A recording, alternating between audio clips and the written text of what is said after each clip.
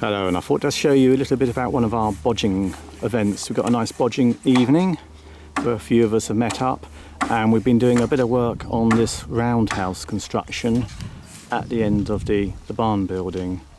So this is going to be a covered cooking area, and I've been taking bark off of long poles today, which will form part of the roof of this structure. Anyway, we'll go down in the woods, see what else we can find.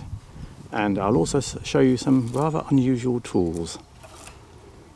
Hello, well, we're looking for some bits of chestnut at the moment to make a cover for the cooking area. I mean, is that the best way of describing it? Yes. Yes. Hedge laying Phil is here. You may remember Phil from hedge laying. And we're going around trying to find some bits of wood. This one's a nice fallen piece, so we think it's all right. Phil, so you reckon it's nice and solid sturdy, inside? Yeah, if we take this rotten stuff off the outside, it'll be fine. Yeah. If not, we'll find another one. So that's a good one. And that one there, which looks even better. One more up here.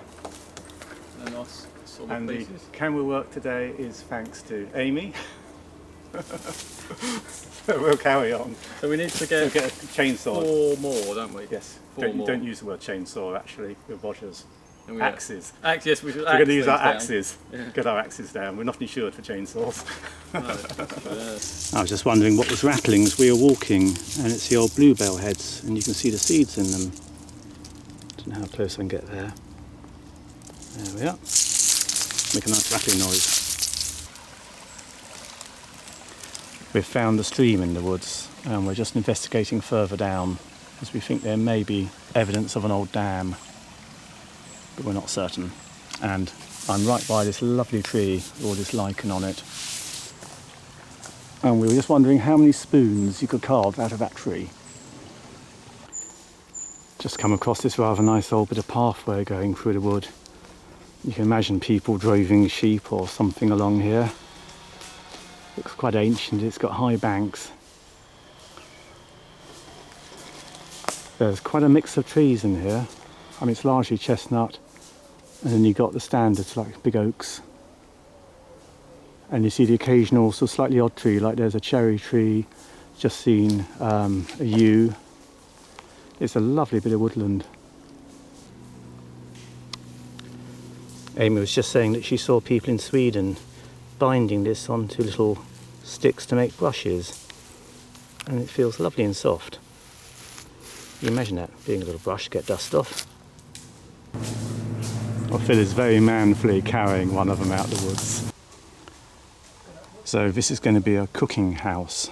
Means basically if it's raining, then we can have the fire inside and make it very smoky, but we won't get wet.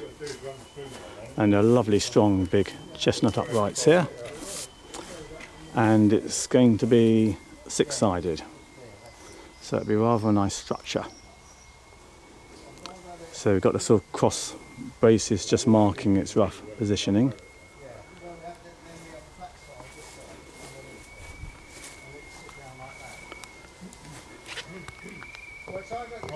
And quite a nice bit of joinery at the top. You go along, quite good fun. Fairly heavy beams, so it should be quite nice and sturdy when it's all done. Just having a nice cup of tea, and we've been using our little Frontier stove, which is giving quite a nice head of steam, or should I say smoke. Well, Graham's brought along 2 very interesting mystery tools, and we know there's sort of some form of stale engine for rounding wooden poles, but none of us have ever seen anything like it before. So if you know what they are, please pop something in the comments down below. But essentially it's got the usual sort of blade, it's a plain iron type blade, and they're screw adjustable, so you can bring this open wider or closer, and it's got the V grooves, quite shallow V grooves there. So they're obviously made, one would assume, for making the likes of rake handles or other rounded poles. And you can obviously open and close, make fatter or thinner poles. But we've never seen anything like it before. So Graham, as you may have seen in other films, made some lovely ones out of wood for making rakes. But these, they have quite nice, interesting little chip break on the side here as well, which is quite interesting. And it's quite a wide blade. But we were wondering what this very carefully machined face is also about, because it's got a recess. So if you have any ideas, please let us know. So yeah, we wondered, is it a guide of some sort perhaps, so the wood goes through and it comes out a bit like my little rounding planes that I use for chair making, and gives you a predefined dowel. Perhaps there are different sizes of guide that's slotted in there or something, but we don't know. And there are two of them, they're very similar.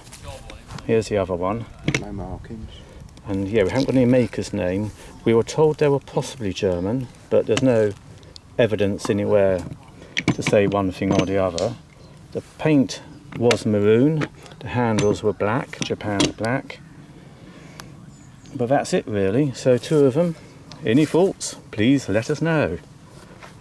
And while we're looking at them, look at this lovely bench that Graham's made. Nice joinery here for a nice portable, it breaks down, a nice portable workbench.